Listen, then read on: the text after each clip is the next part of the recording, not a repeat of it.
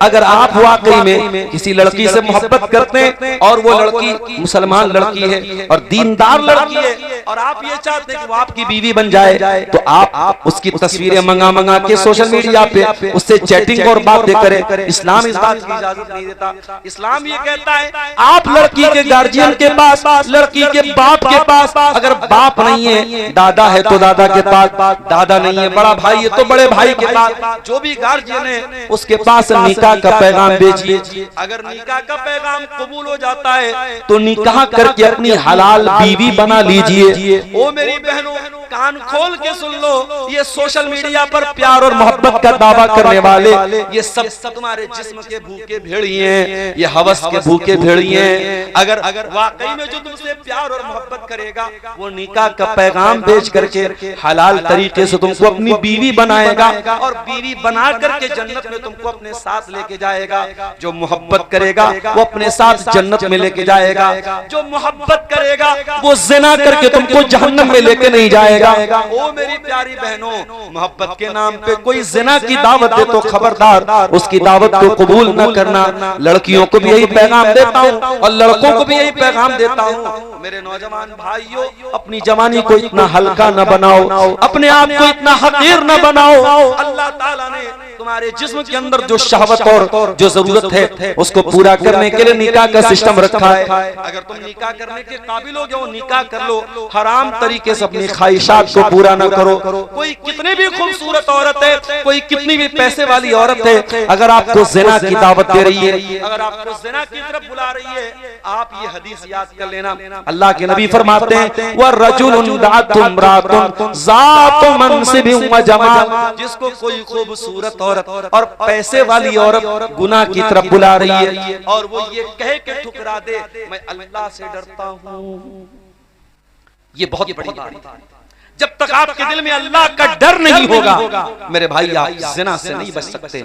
अल्लाह का डर नहीं होगा तो शादीशुदा भी ज़िना कर रहा है। कितने वाक़यात हैं, शादी हो चुकी है, खूबसूरत बीवी है, बच्चे भी हैं, लेकिन वो इंसान भी जाकर के गंदी औरतों के पास जा रहा है, फहश औरतों के पास जा रहा है। कितनी औरतें, शौहर मौजूद है, शौहर नेक भी है, दीनदार भी है, शौहर उसका हक भी अदा कर रहा है, मगर वो किसी दूसरे मर्द के साथ नाजायज ताल्लुक बना के जब तक दिल में अल्लाह का डर पैदा नहीं होगा न कुंवारा ज़िना से बचेगा न शादीशुदा ज़िना से बचेगा। मेरे प्यारे साथियों, अल्लाह का डर अगर पैदा हो जाए तो ज़िना का मौका मिलेगा, तब भी इंसान ज़िना नहीं करेगा। अरे यूसुफ अलैहिस्सलाम को देखो, यूसुफ तो बहुत खूबसूरत थे। अरे तुम क्या खूबसूरत हो, तुम क्या हैंडसम हो। अरे यूसुफ तो इतने हैंडसम थे, इतने खूबसूरत थे। अल्लाह के प्यारे नबी फरमाते हैं पूरी दुनिया में अगर सारी खूबसूरती को दो हिस्सों में बांट दिया जाए तो आधी खूबसूरती यूसुफ अलैहिस्सलाम को मिली थी। इतने खूबसूरत थे यूसुफ अलैहिस्सलाम। यूसुफ अलैहिस्सलाम जिस औरत के घर में रहते थे उसी औरत ने उनकी खूबसूरती को देख करके उनकी खूबसूरती को देख करके उस औरत ने यूसुफ को फंसाना चाहा। और कुरान कहता है वरावदतुल्लती हुआ फी बैतिहा, एक दिन उस औरत ने मौका देख करके घर के सारे दरवाजे बंद कर लिए, सारे दरवाजे बंद कर लिए और अपने कपड़े उतार करके, या ये कह लीजिए कि अपने आप को बना करके सवार करके कहती है हाय तलक, ऐ यूसुफ तुम मेरे पास आ जाओ। यूसुफ अलैहिस्सलाम उस औरत की खूबसूरती को भी जान रहे हैं और यूसुफ को ये भी पता है कि मैं भी जवान हूँ, ये भी जवान है, और ये भी पता है कोई कैमरा नहीं लगा है, कोई पकड़ने वाला नहीं है, और सारे दरवाजे औरत खुद बंद कर चुकी है और औरत खुद बुला रही है और कह रही है यूसुफ तुम मेरे पास आ जाओ। काला माअज़ल्लाह, यूसुफ कहते हैं मैं अल्लाह की पनाह चाहता हूँ। ऐ ज़ुलेखा, ऐ मेरे मालिक की बीवी, मैं ये गंदा काम नहीं कर सकता।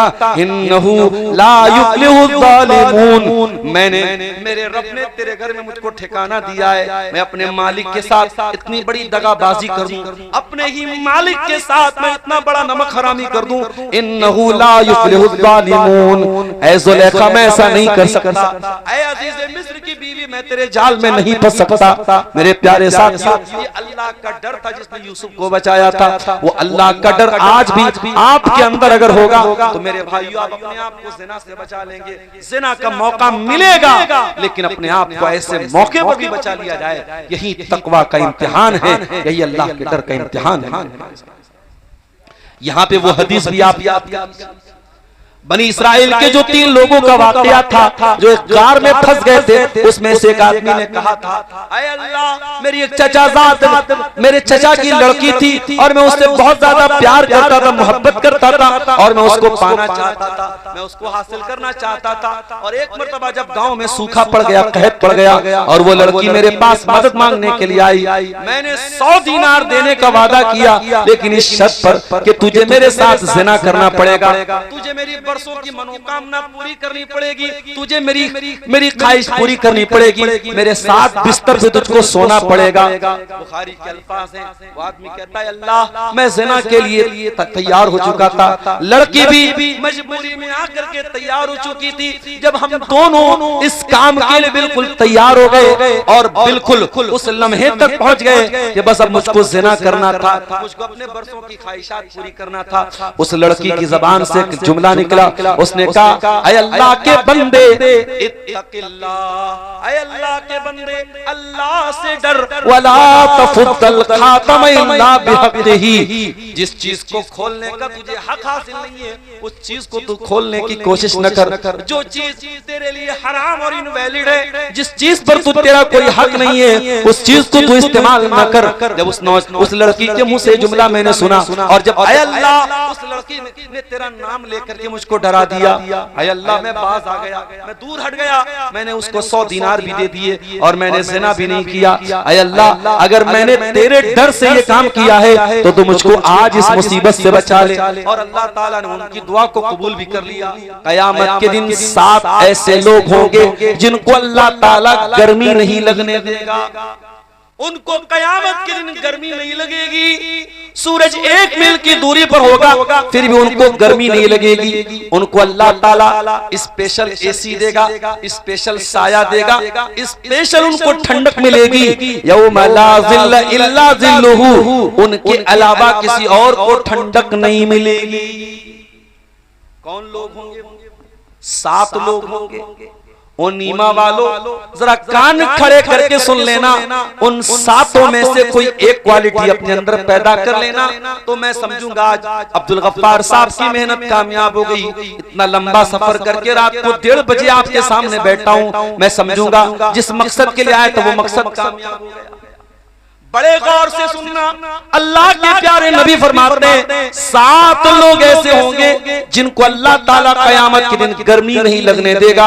उनको कयामत के दिन गर्मी नसीब नहीं, उनको कयामत के दिन गर्मी नहीं लगेगी, उनको अल्लाह ताला अपने अर्श का साया देगा। अच्छा एक बात बताओ, ज्यादा गर्मी भी मुसीबत है और ज्यादा ठंडी भी मुसीबत है। जहन्नम में दोनों अजाब होगा जी। जहन्नम में बहुत ज्यादा गर्मी भी होगी और जहन्नम में बहुत ज्यादा सर्दी भी लगेगी। इसीलिए अल्लाह ताला कुरान करीम में जब जन्नतियों का जिक्र करता है तो फरमाता है कि जब जन्नतियों को अल्लाह ताला जन्नत में दाखिल करेगा, मुत्तकीन फीहा अलल अराइक, जन्नती आराम से तकिया लगा करके बैठे होंगे। ला यरौन फीहा शम्सन वला ज़महरीरा, और जन्नतियों को जन्नत में न धूप लगेगी न सर्दी लगेगी, न तो उनका मौसम बहुत ज्यादा ठंडा होगा, उनका क्लाइमेट बहुत ज्यादा ठंडा भी नहीं होगा, इतनी ज्यादा ठंडक नहीं होगी परेशान हो जाएं, और इतनी ज्यादा गर्मी भी नहीं होगी कि परेशान हो जाएं, न तो उनको धूप लगेगी न उनको सर्दी लगेगी। ऐ अल्लाह कयामत के दिन जब सूरज 1 मील की दूरी पर होगा वो कौन खुशनसीब बंदे होंगे जिनको तेरे अर्श का साया मिलेगा, जिनको गर्मी नहीं लगेगी, जिनको पसीना नहीं होगा, वो कौन लोग होंगे?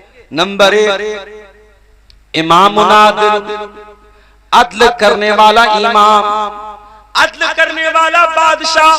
न्याय करने वाला बादशाह जो लोगों के साथ न्याय करता हो, अन्याय न करता हो, जो कानून चलाता हो तो सबके लिए कानून बराबर हो, मजहब देख करके कानून का पालन न करवाता हो, एक जुर्म पर एक मजहब को कोई और सजा दी जाए और दूसरे मजहब वालों को वो सजा न दी जाए, अगर ऐसा कोई करता है वो दुनिया की नजर में बहुत अच्छा हो सकता है, मगर अल्लाह की नजर में, रसूल की नजर में, इंसानियत की नजर में वो इंसान जालिम माना जाएगा जो कानून का दुरुपयोग करता है, जो न्याय का गलत इस्तेमाल करता है। अल्लाह के नबी फरमाते हैं कयामत के दिन अल्लाह ताला सूरज की गर्मी से सबसे पहले किसको बचाएगा? इमामुन आदिलुन, इंसाफ करने वाला बादशाह, इंसाफ करने वाला इमाम, इंसाफ करने वाला लीडर। जानते हो इंसाफ किसको कहते हैं? आओ मैं तुम्हें रसूल की अदालत में लेके चलता हूं। अल्लाह के प्यारे नबी के पास एक केस आया, एक औरत ने चोरी कर ली, उस औरत का नाम फातिमा था और वो बहुत बड़े कबीले से उसका ताल्लुक था, कबीले बनु मखसूम से उस औरत का ताल्लुक था। ये कौन सा कबीला था? ये हजरत खालिद बिन वलीद का कबीला था, ये अबू जहल का कबीला था, ये अरब का बहुत बड़ा कबीला था। उसी कबीले की औरत थी फातिमा, उसने चोरी कर ली और इस्लाम में चोरी की सजा ये है कि कलाई तक हाथ काटा जाएगा। अल्लाह के प्यारे नबी की अदालत में केस आया, आपने फैसला किया औरत का हाथ काटा जाएगा। यहाँ ये मसला भी याद रखो, हर चोरी पर हाथ नहीं कटेगा। कोई 10 रुपया चोरा के चला जाए हाथ नहीं कटेगा, उसकी लिमिट बताई गई है कि कितनी चोरी पर हाथ कटेगा, वो अलग मसला है, मैं उस डिटेल में नहीं जाना चाहता हूं, लेकिन इतना याद रखिए हर चोरी पर हाथ नहीं कटेगा। उस औरत ने इतनी चोरी की थी जिस चोरी पर हाथ कटता है, नबी ने डिसीजन दे दिया, फैसला दे दिया, हाथ काटा जाएगा। औरत के कबीले वाले परेशान हो गए, इस औरत का हाथ कटेगा हमारे पूरे कबीले की नाक कट जाएगी, हमारी नाक का सवाल है, हमारी इज्जत का सवाल है। लेकिन किसी की इतनी हिम्मत नहीं है कि अल्लाह के रसूल से आके ये कह सके ऐ अल्लाह के नबी उस औरत का हाथ ना काटिए, कोई और औरत दे दीजिए। लोगों ने बहुत सोचा विचारा, डायरेक्ट तो अल्लाह के रसूल से नहीं कह सकते, किसी ऐसे इंसान से कहते हैं जो अल्लाह के नबी का चहेता हो, ताकि वो अगर कह दे तो अल्लाह के नबी उसकी बात मान ले। लोग उसामा बिन जैद के पास आए, जिनको अल्लाह के नबी बच्चों की तरह प्यार करते थे। जब हसन और हुसैन को लाडो प्यार करते थे तो उसामा बिन जैद को भी लाडो प्यार करते थे। उसामा बिन जैद अल्लाह के नबी के बड़े चहेते साहबी थे, बड़े प्यारे साहबी थे। लोग उसामा के पास आए, ऐ उसामा औरत का हाथ कटेगा, पूरे खानदान की नाक कट जाएगी, ऐ उसामा तुम अल्लाह के रसूल के पास जाके सिफारिश कर दो, कोई और सजा दे दी जाए, हाथ न काटा जाए, हमारे खानदान की इज्जत का सवाल है। उसामा आते हैं, ऐ अल्लाह के नबी वो जो औरत ने चोरी की है फातिमा नाम की, ऐ अल्लाह के नबी कोई और सजा दे दीजिए, हाथ मत काटिए, जुर्माना लगा दीजिए, पेनल्टी लगा दीजिए, सजा कुछ और दे दीजिए, हाथ ना काटिए। बुखारी के अल्फाज में अल्लाह के प्यारे रसूल का चेहरा गुस्से से सुर्ख हो गया, लाल हो गया, और आपने बड़े गुस्से में फरमाया अतशफौ फी हद्दिन मिन हुदूदिल्लाह, ऐ उसामा क्या तू अल्लाह के कानून को बदलने के लिए मेरे पास आए हो? क्या तुम सोर्स लगा रहे हो? क्या तुम सिफारिश कर रहे हो कि मैं अल्लाह के कानून को तुम्हारे लिए तोड़ दूं? ऐ उसामा कान खोल करके सुन लो, तुमसे पहले की उम्मतें इसीलिए हलाक हो गई, इसीलिए बर्बाद हो गई। कोई बड़ा आदमी कोई जुर्म करता था उसको छोड़ देते थे, कोई गरीब आदमी वही जुर्म करता था सजा देते थे। अल्लाह की कसम ऐ उसामा ये तो कबीले बनु मखजूम की औरत फातिमा है। अगर आज मोहम्मद की अदालत में, अगर मेरी अदालत में मेरी बेटी फातिमा का केस आ जाता, मेरी बेटी फातिमा के ऊपर भी ये इल्जाम लगता, मेरी बेटी फातिमा के बारे में ये साबित हो जाता कि उसने चोरी की है, लौ अन्ना फातिमा बिन्त मुहम्मदिन सरकत लक़तातु यदहा, ऐ उसामा, अगर आज मोहम्मद की बेटी फातिमा ने भी चोरी की होती तो आज अल्लाह का रसूल अपनी अदालत में अपनी बेटी का भी हाथ काटने का ऑर्डर दे देता। ओ दुनिया वालों, इंसाफ इसको कहते हैं, न्याय इसको कहते हैं, जस्टिस इसको कहते हैं। ओ कानून के राज के नाम पे गुंडा राज चलाने वालों, ओ कानून के नाम पे मुसलमानों को तबाह करने वालों, ओ कानून के नाम पे मुसलमानों पर अत्याचार करने वालों, काश तुमने इंसाफ को समझा होता, काश तुमने न्याय को समझा होता, काश तुमने जस्टिस को समझा होता। इंसाफ होता है मेरे प्यारे साथी। इस्लाम तो वो दीन है जो जंग के मैदान में भी ना इंसाफी करने की तालीम नहीं देता। दुनिया का हर मजहब ये कहता है जंग में सब जायज है, इस्लाम कहता है जंग में सब जायज नहीं है। अल्लाह के प्यारे नबी जंग के मैदान में सहाबा को भेज रहे हैं और जंग के मैदान में जाते हुए कहते हैं ला तक़्तुलू वलीदा, ऐ मेरे सहाबा देखो जंग के मैदान में किसी बच्चे को कत्ल न करना, किसी औरत पर हाथ न उठाना, किसी ऐसे बूढ़े पर हाथ न उठाना जो जंग में लड़ने के लिए नहीं आया है, किसी पेड़ को आग न लगाना, किसी के धार्मिक स्थल को न तोड़ना, किसी के मजहबी जगह को न तोड़ना। ये तालीम अल्लाह के प्यारे नबी जंग के मैदान में जाने के लिए दे रहे हैं। आज जब दंगा होता है, फसाद होता है, तो करता कोई और है और सजा कोई और भुगतता है। यही तो होता है। कोई एक आदमी गलती करता है, पूरी कम्युनिटी को उसकी सजा दी जाती है। इसीलिए अपने नौजवानों से भी एक बात कहता हूं, खबरदार सोशल मीडिया पर कोई ऐसी चीज मत डालना जिससे आप या आपकी पूरी कम्युनिटी परेशानी में आ जाए। ओ यूट्यूबरों, ओ यूट्यूब चलाने वाले, चैनल चलाने वाले मेरे भाइयों, अपने सब्सक्राइबर की तादाद बढ़ाने के लिए, अपनी व्यूअरशिप बढ़ाने के लिए कोई भड़काऊ थंबनेल न लगाना, तुम्हारा चैनल भी परेशानी में पड़ेगा।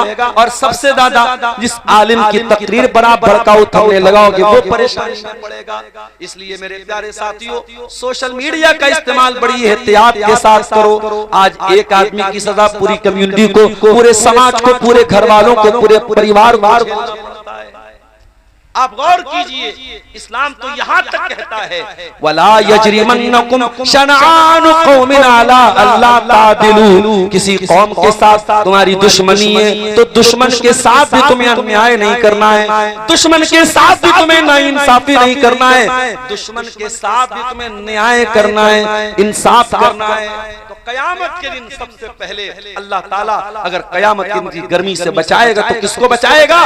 इमाम आदिलुन, इंसाफ करने वाला बादशाह, इंसाफ करने वाला शासक, इंसाफ करने वाला राजा, इंसाफ करने वाला हाकिम जो अपनी प्रजा के साथ, अपनी आवाम के साथ इंसाफ करता हो, न्याय करता हो, जस्टिस।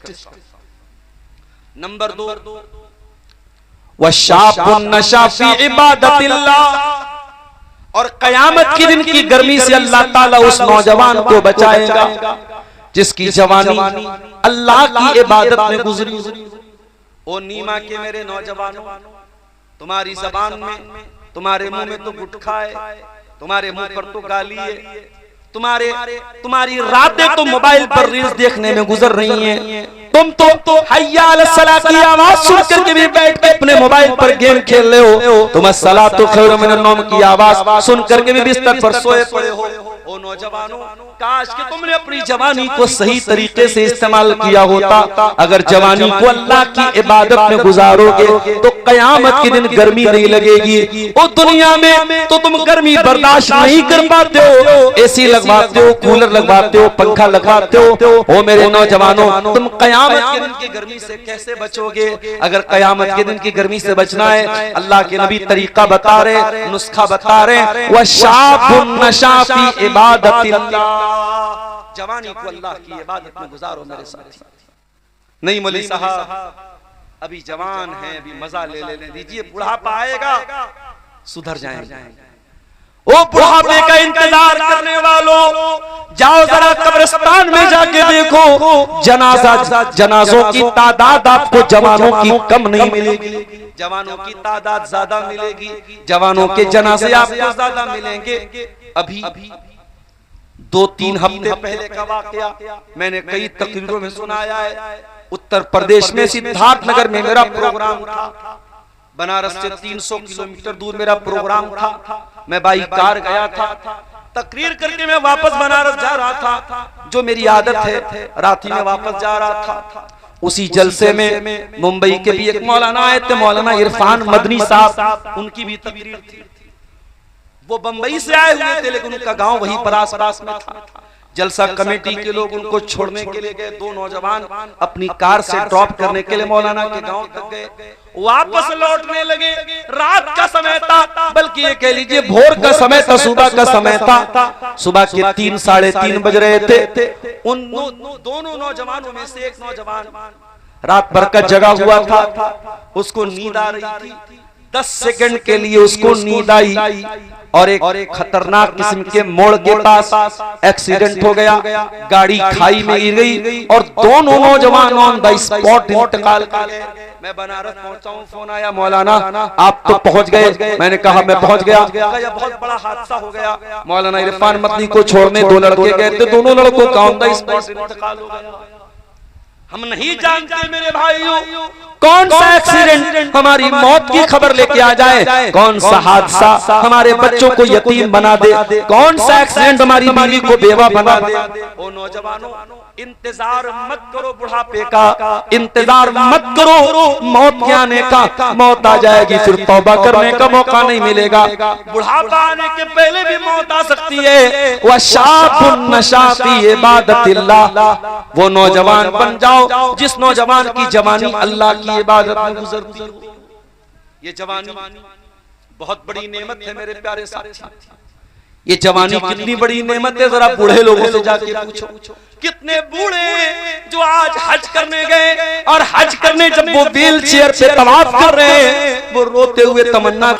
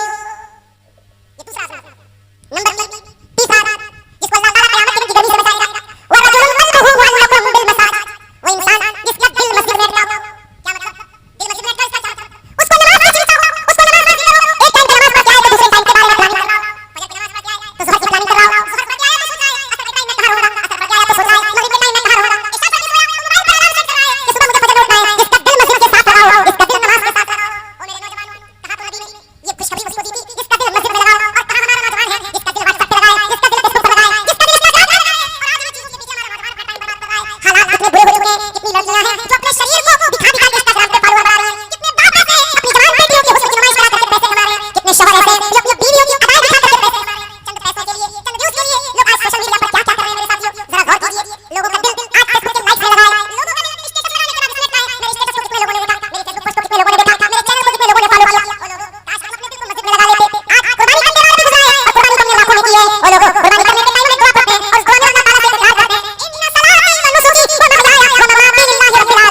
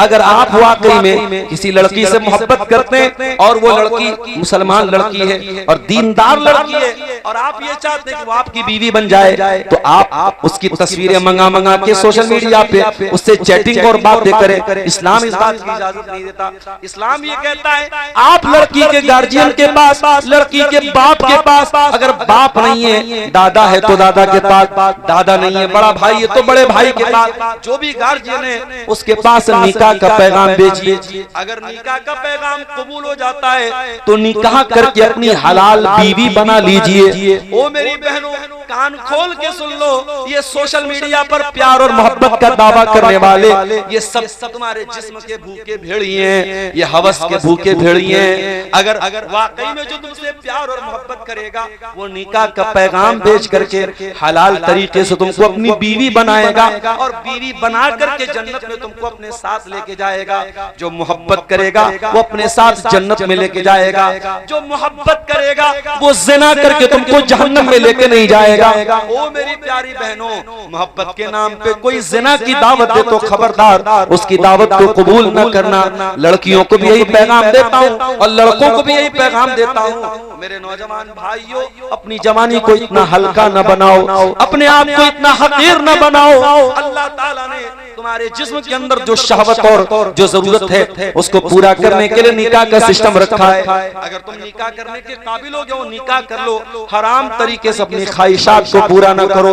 कोई कितनी भी खूबसूरत औरत है, कोई कितनी भी पैसे वाली औरत है, अगर आपको ज़िना की दावत दे रही है, अगर आपको ज़िना की तरफ बुला रही है, आप ये हदीस याद कर लेना। अल्लाह के नबी फरमाते हैं वह रजुलुन दातुम रातुन ज़ातु मनसिबिन व जमाल, जिसको कोई खूबसूरत औरत और पैसे वाली औरत गुनाह की तरफ बुला रही है और वो ये कह के ठुकरा दे मैं अल्लाह से डरता हूँ, ये बहुत बड़ी बात है।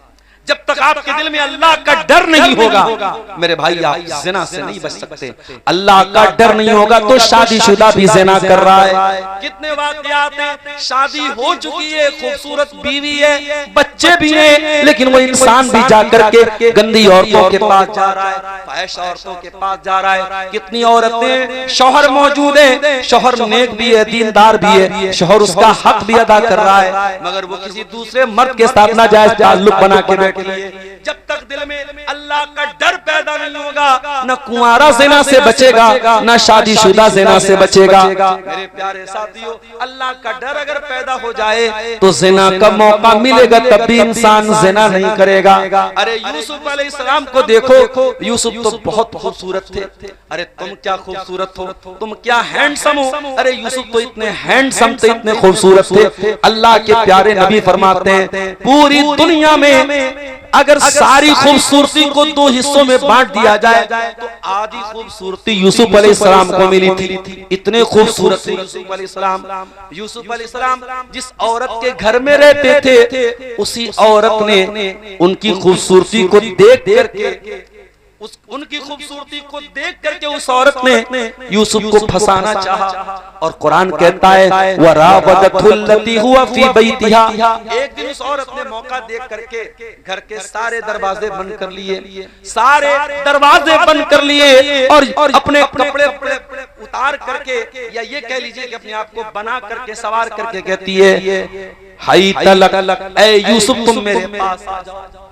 यूसुफ अलैहिस्सलाम उस औरत की खूबसूरती को भी जान रहे हैं और यूसुफ को ये भी पता है कि मैं भी जवान हूँ, ये भी जवान है, और ये भी पता है कोई कैमरा नहीं लगा है, कोई पकड़ने वाला नहीं है, और सारे दरवाजे औरत खुद बंद कर चुकी है और औरत खुद बुला रही है और कह रही है ऐ यूसुफ तुम मेरे पास आ जाओ। काला माअज़ल्लाह, यूसुफ कहते हैं मैं अल्लाह की पनाह चाहता हूँ। ऐ ज़ुलेखा, ऐ मेरे मालिक की बीवी, मैं ये गंदा काम नहीं कर सकता। इन्नहु ला युफ्लिहु ज़ालिमून, मैंने, मेरे रब ने तेरे घर में मुझको ठिकाना दिया है, मैं अपने मालिक के साथ इतनी बड़ी दगाबाजी कर दूं, अपने ही मालिक के साथ मैं इतना बड़ा नमक हरामी कर दूं। इन्नहु ला युफ्लिहु ज़ालिमून, ऐ ज़ुलेखा मैं ऐसा नहीं कर सकता। ऐ अज़ीज़े मिस्र की बीवी, मैं तेरे जाल में नहीं फंस सकता। मेरे प्यारे साथियों, ये अल्लाह का डर था जिसने यूसुफ को बचाया था। वो अल्लाह का डर आज भी आपके अंदर अगर होगा तो मेरे भाइयों आप अपने आप को जिना से बचा लेंगे। जिना का मौका मिलेगा लेकिन अपने आप को ऐसे मौके पर भी बचा लिया जाए। यही तकवा का इम्तिहान है, यही अल्लाह के डर का इम्तिहान है। यहाँ पे वो हदीस भी आप याद कीजिए, बनी इस्राइल के जो 3 लोगों का वाकया था जो एक कार में फंस गए थे, उसमें से एक आदमी ने कहा था, ऐ अल्लाह मेरी एक चचाजाद मेरे चचा की लड़की थी और मैं उससे बहुत ज्यादा प्यार करता था, मोहब्बत करता था और मैं उसको पाना चाहता था, मैं उसको हासिल करना चाहता था। और एक मर्तबा जब गांव में सूखा पड़ गया, कहत पड़ गया और वो लड़की मेरे पास मदद मांगने के लिए आई, मैंने 100 दीनार देने का वादा किया लेकिन इस शर्त पर कि तुझे मेरे साथ जिना करना पड़ेगा, तुझे मेरी वर्षों की मनोकामना पूरी करनी पड़ेगी, तुझे मेरी ख्वाहिश पूरी करनी पड़ेगी, मेरे साथ बिस्तर पे तुझको सोना पड़ेगा। बुखारी के अल्फाज हैं, वो आदमी कहता है अल्लाह मैं जिना के लिए तैयार हो चुका था, लड़की भी मजबूरी में आकर के तैयार हो चुकी थी। जब हम दोनों इस काम के लिए बिल्कुल तैयार हो गए और बिल्कुल उस लम्हे तक पहुंच गए कि बस अब मुझको जिना करना था, मुझको अपने वर्षों की ख्वाहिशात पूरी करना था, उस लड़की की ज़बान से एक जुमला निकला, उसने कहा ऐ अल्लाह के बंदे इत्तक़िल्लाह, ऐ अल्लाह के बंदे अल्लाह से डर, वला तफुद्दल खातम इल्ला बिहक़्क़िही, जिस चीज को खोलने का तुझे हक हासिल नहीं है उस चीज को तू खोलने की कोशिश न कर। जो चीज तेरे लिए हराम और इनवैलिड है, जिस चीज पर तू तेरा कोई हक नहीं है उस चीज को तू इस्तेमाल न कर। जब उस लड़की के मुंह से जुमला मैंने सुना और जब ऐ अल्लाह उस लड़की ने तेरा नाम लेकर के मुझको डरा दिया, ऐ अल्लाह मैं बाज आ गया, मैं दूर हट गया, मैंने उसको 100 दीनार भी दे दिए और मैंने ज़िना भी नहीं किया। ऐ अल्लाह अगर मैंने तेरे डर से ये काम किया है तो तू मुझको आज इस मुसीबत से बचा ले। और अल्लाह ताला ने उनकी दुआ को कबूल भी कर लिया। मेरे प्यारे साथियों, ये 5वां आदमी होगा जो क़यामत के दिन अल्लाह तबारक व तआला के अर्श का साया पाएगा, उसको गर्मी नहीं लगेगी, उसको पसीना नहीं होगा। कौन होगा?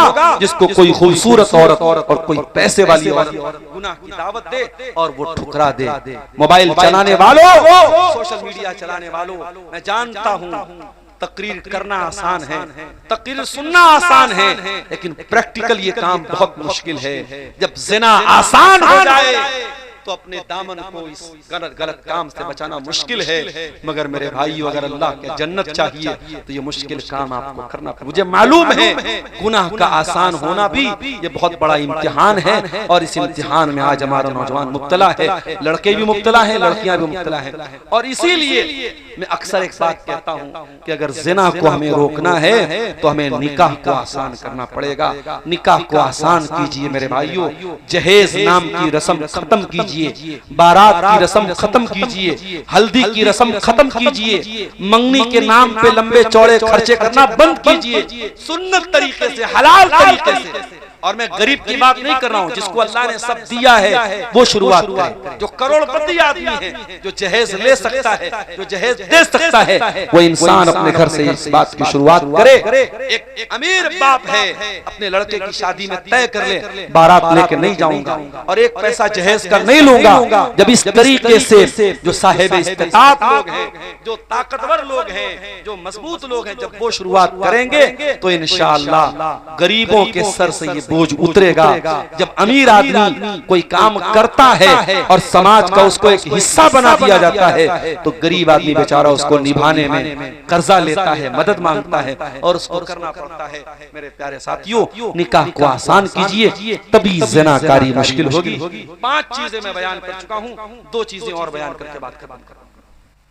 नंबर 6, छठा आदमी जिसको अल्लाह तबारक व तआला क़यामत के दिन गर्मी से बचाएगा, फरमाया व रजुलुन तसद्दक़ बिसदक़तिन फ़ाक़फ़ाहा, वो आदमी जो अल्लाह की राह में दान देता है, सदका देता है, मस्जिद में देता है, मदरसे में देता है, यतीमों को देता है, बेवाओं को देता है और छुपा करके देता है। छुपा करके देता है, हत्ता ला तालमा शिमालुहु मा तुनफिकु यमीनुहु, बाएं हाथ को भी नहीं पता कि दाहिना हाथ क्या खर्च कर रहा है। आज तो मौलवी साहब, हमने मस्जिद में 1 लाख रुपया दिया, आपने मेरा नाम क्यों नहीं लिया? जब तक हाजी साहब का, सेठ जी का नाम स्टेज से न ले लिया जाए तब तक सेठ जी को ऐसा लगता है मेरा चंदा ही कबूल नहीं।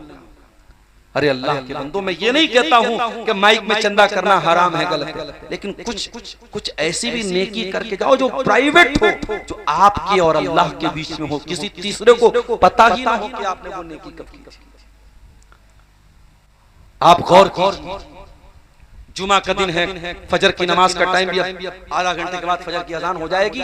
आप देखिए फजर की नमाज जब आप पढ़ेंगे जुमा के दिन और इमाम साहब दूसरी रकात में जब सूरह दहर पढ़ेंगे, सूरह दहर में ये आयत भी आपकी नजरों से गुजरेगी, वयुतीऊन अत्ताम अला हुब्बिही मिस्कीनन व यतीमन व असीरा। मेरे नेक बंदे यतीमों को खाना खिलाते हैं, कैदियों को खाना खिलाते हैं, गरीबों को खाना खिलाते हैं और खाना खिला के कहते हैं इन्नमा नुतिमुकुम लिवजहिल्लाह, हम तो तुम्हें अल्लाह को राजी करने के लिए खाना खिला रहे हैं, ला नुरीदु मिनकुम जज़ाअन वला शुकूरा, हमें तुमसे कोई बदला नहीं चाहिए, हमें तुमसे कोई शुक्रिया नहीं चाहिए। इन्ना नखाफु मिन रब्बिना यौमन अबूसन कमतरीरा, अरे हमें तो कयामत के दिन का डर है, हमें तो अल्लाह के अज़ाब का डर है, हम तुमसे कोई बदला नहीं चाहते, हम तो अल्लाह से अपनी नेकी का बदला चाहते हैं। मेरे प्यारे साथियों, कुछ ऐसी नेकी करके दुनिया से जाओ जो नेकी करके दरिया में डाल दो। वो कहावत है ना, नेकी कर दरिया में डाल, नेकी करके भूल जाओ किसकी आपने मदद की थी। ऐसी नेकियां कल कयामत के दिन हमारे काम आएंगी। मगर आज अफसोस की बात है, आज इंसान गरीब को कंबल भी देता है तो कैमरे के सामने देता है, अनाज की बोरी भी देता है तो कैमरे के सामने देता है, सब कुछ सोशल मीडिया पे डाला जा रहा है। और अब नेकी कर दरिया में डाल, वो कहावत पुरानी हो गई, अब नई कहावत आई है, नेकी कर यूट्यूब पर डाल, नेकी कर सोशल मीडिया पे डाल, नेकी कर फेसबुक पर डाल, नेकी कर व्हाट्सएप पे डाल। आज नेकियों का प्रचार हो रहा है। मेरे प्यारे साथियों, अल्लाह के नबी फरमाते हैं बायां हाथ उसको भी मालूम न हो कि दाहिना हाथ क्या खर्च कर रहा है। ऐसा सदका और खैरात अल्लाह के नेक बंदे दिया करते थे। अल्लाह के नबी के नवासे हजरत हुसैन रजी अल्लाह तआला अन्हु के एक बेटे थे जिनका नाम अली बिन हुसैन था। अली बिन हुसैन का इंतकाल हुआ और जब उनको नहलाया जाने लगा, उनकी पीठ पर बोरी के मोटे मोटे निशान थे। लोगों को बड़ी हैरत हुई कि ये तो ऐसी कोई मेहनत का काम नहीं करते थे, ये कोई बोरी बोरी नहीं उठाते थे, इनकी पीठ पर ये निशान क्यों पड़े हैं। धीरे धीरे मदीना के अंदर ये बात वायरल हो गई कि अली बिन हुसैन को नहलाया गया तो उनकी पीठ पर बोरी के निशान पड़े थे। मदीना की कुछ गरीब फैमिलियां, उनको भी जब ये बात पता चली, उन्होंने आकर के अली बिन हुसैन के घर वालों से कहा हमको मालूम है कि इनकी पीठ पर ये निशान क्यों पड़े हैं। कहा कैसे पड़े? कहा कि हर महीने की पहली तारीख को हमारे घर में अल्लाह का कोई नेक बंदा अनाज की बोरी लेके आया करता था, पूरे महीने का राशन लेके हमारे घर के दरवाजे पर पहुंचा दिया करता था। और ऐसे टाइम आता था जब रात का सन्नाटा और सारे लोग सो रहे हो, पूरी जिंदगी अली बिन हुसैन हमारे घर में अनाज की बोरी लाते रहे और हमको पता न चल सका वो अनाज की बोरी लाने वाले कौन है। आज इंतकाल के बाद इनके पीठ पर जो बोरी के मोटे मोटे निशान हैं, इन निशानों से ये पता चल गया हमारे घरों में अनाज की बोरी लाने वाला कोई और नहीं, वो नबी का नवासा है, वो नवासे के बेटे हैं, वो अली बिन हुसैन हैं। मेरे प्यारे साथियों, वह रजुलुन तसद्दक़ बिसदक़तिन फ़अख़फ़ाहा, ऐसा सदका करके जाओ कि बाएं हाथ को भी पता न चले दाहिने हाथ में क्या खर्च किया था। अगर ऐसा करके जाओगे तो कयामत के दिन गर्मी नहीं लगेगी, कयामत के दिन अल्लाह ताला अपनी एसी और अपने अर्श का साया देगा और वहां आपको ठंडक मिलेगी, वहां आपको कोई गर्मी नहीं लगेगी। अब एक आखिरी टुकड़ा हदीस का सुन लीजिए और इसी पर हम बात अपनी खत्म करेंगे। अल्लाह के नबी फरमाते हैं वरजुलन ज़करल्लाह खालियन फफाज़त ऐना, और कयामत के दिन वो इंसान भी अल्लाह के अर्श का साया पाएगा जो तन्हाई में अकेले में अल्लाह को याद करता हो। ओ मेरे नौजवानों, तुम तो अकेले में मोबाइल को इस्तेमाल करते हो और कैसे कैसे इस्तेमाल करते हो ये तुम जानते हो, तुम्हारा मोबाइल जानता है। तुमने सारी चीजों को डिलीट कर दिया होगा, मगर अल्लाह ताला क्या कोई चीज डिलीट होने वाली नहीं है। वो अपनी तन्हाइयों में गुनाह करने वालों, वो अकेले में हराम काम करने वालों, वो मोबाइल का गलत इस्तेमाल करने वालों, अल्लाह के नबी फरमाते हैं कि क़यामत के दिन अल्लाह ताला अपने अर्श का साया उस इंसान को देगा जो अकेले में मोबाइल का गलत इस्तेमाल नहीं कर रहा है, कोई गंदी फिल्म नहीं देख रहा है, कोई गंदी चीज नहीं देख रहा है, बल्कि अकेले में अल्लाह के सामने हाथ फैला के रो रहा है, अपने गुनाहों को याद करके रो रहा है। ज़करल्लाह खालियन, अरे पब्लिक के सामने रोने लगे, इसमें कौन सा कमाल है? कमाल तो ये है बंद कमरा है और आंखों से आंसू बह रहे हैं और सिसकियां निकल रही हैं और कोई सुनने वाला नहीं है, सुनने वाली कोई जात है तो अल्लाह की है। ओ लोगों, तुम दुनिया के सामने रोगे, दुनिया मजाक उड़ाएगी, दुनिया के सामने रोगे, दुनिया जलील करेगी, मगर अल्लाह के सामने रोने वाला कभी जलील नहीं होता है, अल्लाह के सामने रोने वाला कभी शर्मिंदा नहीं होता है। अल्लाह के नबी फरमाते हैं ऐनानी ला तमस्सुहुमुन नार, दो आंखें ऐसी हैं जो जहन्नम में नहीं जाएंगी। ऐनुन बातत तहरुसु फी सबीलिल्लाह, एक वो आंख है जो अल्लाह की राह में चौकीदारी कर रही है, जो इस्लामी हुकूमतों की बॉर्डर पर जो पहरेदारी कर रहे हैं, जो अल्लाह की राह में रात रात भर पहरेदारी कर रहे हैं, वो आंखें भी अल्लाह की जहन्नम की आग में नहीं जाएंगी। बकत मिन खशियतिल्लाह, और जिस आंख से अल्लाह के खौफ से आंसू बहता हो, जिस आंख से अल्लाह के खौफ से आंसू निकलता हो, जो अल्लाह के खौफ से रोता हो, वो इंसान भी जहन्नम की आग में नहीं जाएगा।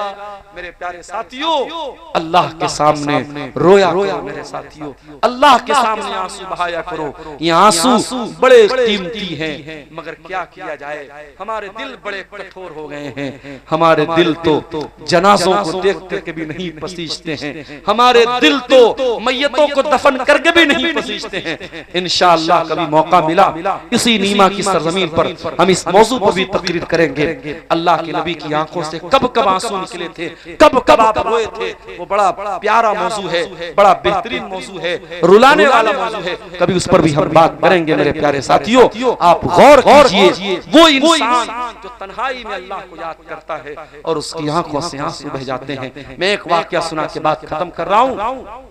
हजरत आयशा रजी अल्लाह ताला अन्हा वो नमाज पढ़ रही थी और चाश की नमाज पढ़ रही थी और उस नमाज में सूरे तूर की तिलावत कर रही थी। सूरे तूर में अल्लाह ताला ने जन्नतियों का जिक्र किया और जन्नतियों का जिक्र करते हुए अल्लाह ने फरमाया कि जन्नती जब जन्नत में जाएंगे कहेंगे वमन्नल्लाहु अलैना व वक़ाना अज़ाबस समूम। जन्नती जब जन्नत में जाएंगे कहेंगे अल्लाह तेरा शुक्र है कि तूने हमको जहन्नम की आग से बचा लिया, जहन्नम की गर्म हवाओं से बचा लिया। ऐ अल्लाह तेरा बड़ा एहसान है कि तूने जन्नत में डाल दिया। हजरत आयशा इस आयत पर पहुंची, बार बार उसी आयत को पढ़ने लगी, पढ़ती जा रही है, रोती जा रही है, पढ़ती जा रही है, रोती जा रही है। उनका भतीजा कासिम बिन मोहम्मद अपनी फूफी से मिलने के लिए आया, देखा फूफी जान नमाज पढ़ रही हैं और इसी आयत को पढ़ के रो रही हैं। बड़ी देर तक वो खड़ा रहा, फिर सोचा मेरी फूफी अभी बहुत देर से ये आयत पढ़ के रो रही है। वहां से चला गया, बाजार चला गया, सौदा सलफ लेने चला गया और बड़ी देर के बाद आया और जब आया तो क्या देखता है, हजरत आयशा उसी हालत में नमाज में खड़ी हैं और रोती चली जा रही हैं और दोनों आंखों से आंसू बह रहे हैं और यही आयत पढ़ती चली जा रही है फमन्नल्लाहु अलैना व वक़ाना अज़ाबस समूम। ऐ अल्लाह तेरा एहसान हो गया हम पर कि तूने जहन्नम की आग से हमको बचा लिया। गोया हजरत आयशा उस मंजर को याद करके रो रही थी, जहन्नम के मंजर को याद करके किस तरीके से अल्लाह ताला जहन्नम के मंजर से, जहन्नम की आग से जन्नतियों को बचाएगा। और गोया वो रो रो के अल्लाह से दुआ कर रही थी, अल्लाह तो हमको भी उन खुश नसीब बंदों में शामिल फरमा दे। मेरे प्यारे साथियों, अगर हो सके तो कभी तन्हाई में ये आंसू अपनी आंखों में ले आना। ये आंसू अगर आ गए आंखों में, ये सच्चे आंसू, ये तौबा के आंसू आ गए तो इंशाअल्लाह जहन्नम की आग और कयामत के दिन की गर्मी से अल्लाह ताला आपको बचाएगा। ये वो 7 खुशनसीब लोग हैं जिनको अल्लाह ताला कयामत के दिन अपने अर्श का साया देगा। इन पर थोड़ी सी रोशनी आज की तकरीर में मैंने डाली है। मैं उम्मीद करता हूं कि इंशाअल्लाह इन 7 चीजों में से कोई एक चीज हम जरूर अपने अंदर पैदा करने की कोशिश करेंगे। हम अल्लाह से दुआ करते हैं रब्बुल आलमीन हमारे दिलों में आखिरत की फिक्र पैदा फरमा दे, हमें कयामत के दिन की तैयारी की तौफीक अता फरमा दे, हमें जन्नत में लेके जाने वाला अमल करने की तौफीक अता फरमा दे, हमें जहन्नम की आग से बचा ले रब्बुल आलमीन, हमें नेकियों की तौफीक अता फरमा दे, हमें गुनाहों से बचा ले, हमारी जवानियों को तू गुनाहों की आलूदगी से बचा ले, हमारी माओ बहनों को भी हिफाजत फरमा, हमारे नौजवानों की भी हिफाजत फरमा, इस बेहयाई के दौर में बेहयाई से बचा, इस बदकारी के दौर में बदकारी से बचा। ऐ अल्लाह जो बीमार हैं उनको शिफाए कामिला आजिला अता फरमा, जो रोजी रोटी से परेशान हैं ऐ अल्लाह उनके कारोबार में बरकत नसीब फरमा। ऐ अल्लाह अब तो खबरें ऐसी ऐसी सुनने की आदत पड़ चुकी है जो खबरें सुन करके कलेजा कटता है। ऐ अल्लाह बस हम तुझसे दुआ करते हैं परवरदिगार तू अपने मजलूम और बेबस बंदों की मदद फरमा। ऐ अल्लाह ये मस्जिदें तेरे हवाले हैं, ये मदरसे तेरे हवाले हैं, ये इबादत गाहें तेरे हवाले हैं। परवरदिगार तू अपने घरों की हिफाजत फरमा। ऐ अल्लाह तू इस मुल्क की हिफाजत फरमा, इस मुल्क को खूनी दरिंदों से बचा ले, जालिमों से बचा ले जो मुल्क को बांटना चाहते हैं, जो मुल्क के लोगों को लड़ाना चाहते हैं। ऐ अल्लाह ऐसी ताकतों से इस मुल्क को बचा ले। परवरदिगार हमारे बुजुर्गों ने बड़ा खून बहा के इस वतन को आजाद कराया है। ऐ अल्लाह हमारे बुजुर्गों की मेहनत को रायगा न होने दे, हमारे बुजुर्गों की मेहनत को बेकार न होने दे। परवरदिगार हमारे वतन अजीज की हिफाजत फरमा दे। परवरदिगार इस मुल्क में अमन चैन शांति इंसाफ का राज फरमा दे। गुंडा राज से सबको बचा ले, अन्याय से सबको बचा ले, अत्याचार से सबको बचा ले। जब तक तू दुनिया में जिंदा रख, इस्लाम पर जिंदा रख और हमारा खातिमा ईमान पर हो। रब्बना तक़ब्बल मिन्ना इन्नका अंतस समीउल अलीम व तुब अलैना इन्नका अंतत तव्वाबुर रहीम व सल्लल्लाहु तआला अला नबीना मुहम्मद व अला आलिहि व सहबिहि अजमईन। वस्सलामु अलैकुम व रहमतुल्लाहि व बरकातहू।